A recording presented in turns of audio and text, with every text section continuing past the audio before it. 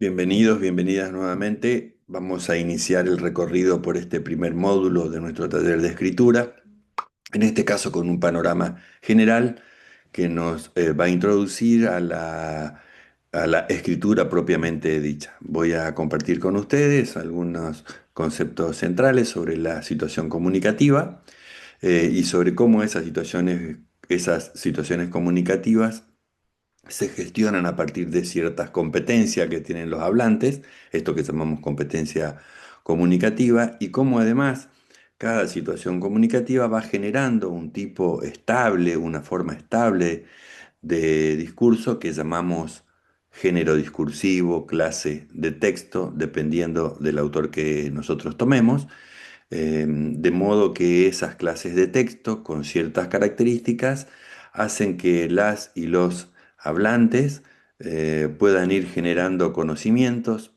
para desempeñarse tanto en situaciones de oralidad como de escritura.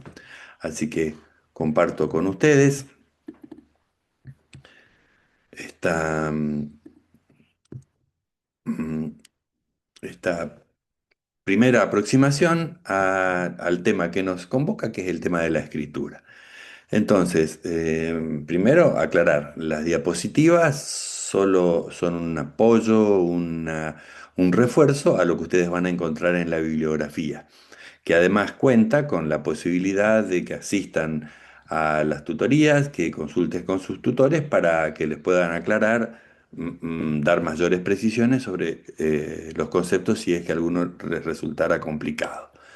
Bueno, lo primero que vamos a abordar es este esquema de la comunicación, cuya autora Catherine Kebrat Orecchioni planteó para superar la idea de comunicarse a partir de un código único. Ustedes conocen seguramente el tema del circuito de comunicación con un emisor que emite un mensaje a un receptor mediante un código. Bueno, este esquema lo que dice es que si bien utilizamos un lenguaje que a primera vista resulta común, ese lenguaje es pasible de un proceso de codificación. Codificación que hace el emisor a partir de sus propias competencias lingüísticas, sus propias competencias culturales.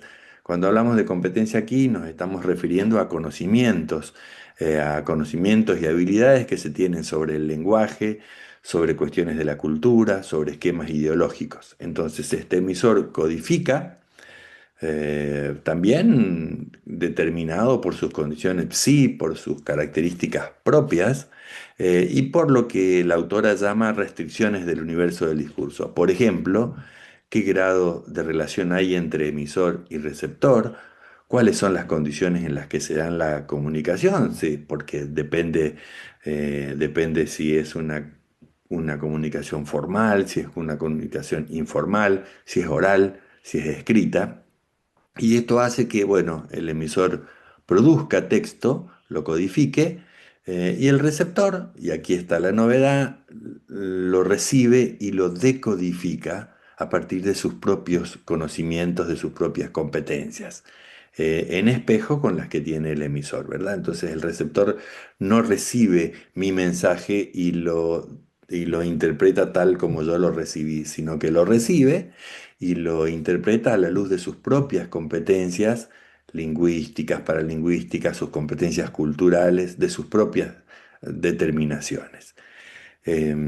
Esto nos plantea entonces en un primer término dilucidar esto de una cosa es lo que yo quiero decir, otra cosa es lo que efectivamente digo y otra cosa distinta es lo que efectivamente interpreta el receptor de eso que dije. La idea de competencia comunicativa pertenece al etnógrafo Del Hymes, quien la señala como el conocimiento que tiene un hablante para desempeñarse con eficacia, de modo apropiado, en situaciones comunicativas diversas. Y esa competencia comunicativa está a su vez constituida por distintas subcompetencias. En este caso, esta clasificación propone cuatro. La competencia lingüística, que son los conocimientos referidos al sistema de la lengua. qué vocabulario tengo, cómo hago frases, cómo puedo organizar un texto desde la perspectiva lingüística. La competencia pragmática, que es aquella que habla sobre el conocimiento de usos, estrategias, normas del lenguaje, porque no es lo mismo saber sobre el lenguaje que saber utilizarlo. Un ejemplo que los puede orientar hacia qué es la competencia pragmática, uno suele explicar que un niño, una niña puede conocer sobre el lenguaje y tener cierta información que es cierta, pero por ejemplo la dice en una situación donde no debiera decirla porque no conoce esto de las estrategias de cuándo decirlo. Entonces, más allá de que sepa y que lo que diga es cierto, por ahí no suele utilizar estratégicamente esa información.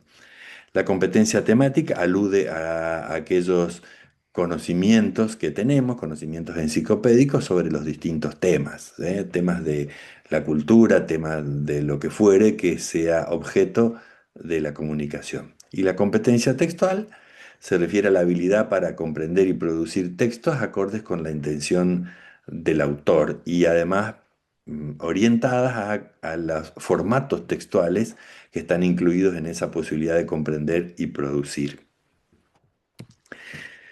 Como nosotros no tenemos un interés en abordar la cuestión completa de la comunicación, ya que, por ejemplo, no vamos a mencionar en este caso la comunicación no verbal, aspecto riquísimo, interesantísimo de la comunicación humana que incluye los gestos, las posturas, la vestimenta, el tono de la voz, bueno, una serie de elementos que son no verbales.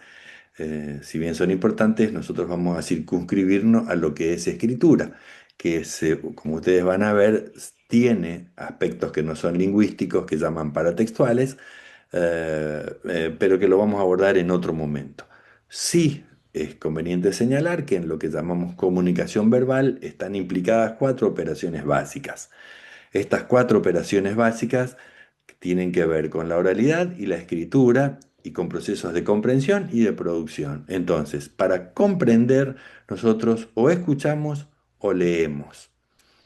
Y para producir lenguaje, hablamos o escribimos. Y a su vez se presenta otro eje que tiene que ver con que la escucha y el habla están relacionados con la oralidad y el leer y el escribir están relacionados con la escritura.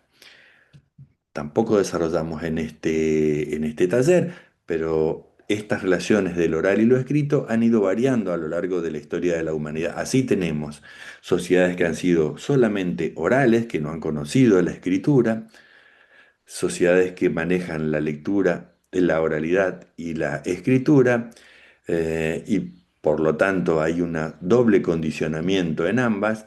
Entonces, hay sociedades, hay, digamos, ya en la actualidad que habiendo nacido primariamente dentro de la oralidad, se han ido paulatinamente comunicando con esta sociedad de la escritura y han tenido procesos que son interesantes de analizar.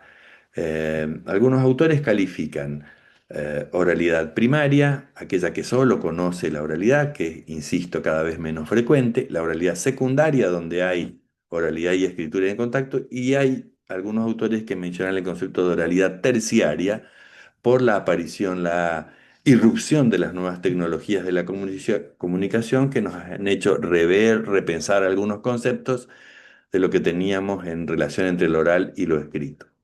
Al pasar menciono la cuestión de, por ejemplo, las mensajerías de WhatsApp, donde un texto que yo puedo escribir, la persona que lo recibe puede optar por escucharlo o puede mandar un mensaje oral, un mensaje hablado, que el propio programa lo transforma en un mensaje escrito. Les decía que las situaciones de comunicación producen formas estables que Mikhail Bakhtin, un estudioso ruso, denomina géneros discursivos. Dice Bakhtin que el uso de la lengua se lleva a cabo en forma de enunciados, que pueden ser orales y escritos, son concretos y singulares y pertenecen a alguna esfera de la praxis humana. Quiero decir, estamos hablando de conversación en la calle, estamos hablando de clases en las escuelas, de una consulta médica, de textos que se publican en un periódico o en un libro y que por su constancia, por su práctica, se estabilizan y forman lo que él llama género discursivo. Nosotros le vamos a llamar también clases de texto. Estas clases de texto comparten secuencias textuales que son agrupaciones de proposiciones que tienen formas específicas. Estas formas específicas, según Adam, pueden ser narrativas, descriptivas, argumentativas, explicativas o dialogales, cada una con sus características particulares. Síntesis. Entonces, en este primer encuentro me interesa que podamos definir criterios para clasificar textos. Les llamaremos tipos de textos a aquellos cuya predominancia de secuencia determinan lo que llamamos un texto narrativo, un texto descriptivo, argumentativo, dialogal o explicativo. Estos textos como tales no existen en la realidad porque esa característica, la de texto narrativo, la comparten muchas clases de texto. Me interesa que ustedes puedan distinguir estas clases de textos que son formas estereotipadas, identificables por sus características, y tienen un nombre social. Se llaman carta, artículo, cuento, noticia, crónica periodística, reseña, informe de lectura, en fin, hay un sinnúmero de clases de texto. Estas clases de texto comparten eh, características en cuanto a la secuencia que predominan. Pueden ser narrativas, argumentativas, etcétera. Entonces un texto puede ser a la vez un cuento y un texto narrativo. Eso quiero decir, se los puede clasificar con cualquiera de los dos criterios. Para mi juicio, me parece más común y más conveniente denominarlos por el nombre que tienen socialmente. Finalmente, una posibilidad también de agrupar a los textos es lo que llamamos registro, y que hace a agrupar a los textos de acuerdo con las condiciones en donde contextualmente se producen. Así, si es una situación familiar o es una situación laboral, los textos pueden ser más formales o informales, dependiendo también de esta situación, pueden ser textos orales o escritos, en fin, otra posibilidad para clasificarlos. Les recuerdo que esta posibilidad de clasificar texto es muy útil cuando se piensa que las competencias comunicativas se desarrollan a partir de modelos textuales. Entonces, mi posibilidad de escribir, primero la voy a mejorar escribiendo. A escribir se aprende escribiendo, pero también se facilita la tarea cuando tengo modelos descritos, es decir, cuando leo textos y además de su lectura puedo hacer una reflexión sobre ello, cuáles son sus características, se mejoran mis chances de escritura. Bueno, hasta aquí esta primera parte, les agradezco la atención, vamos a producir un video corto como para hacer una explicación de refuerzo de lo que vamos a hacer con un texto que tienen disponible en el aula y con las actividades de aprendizaje que les proponemos. Hasta la próxima.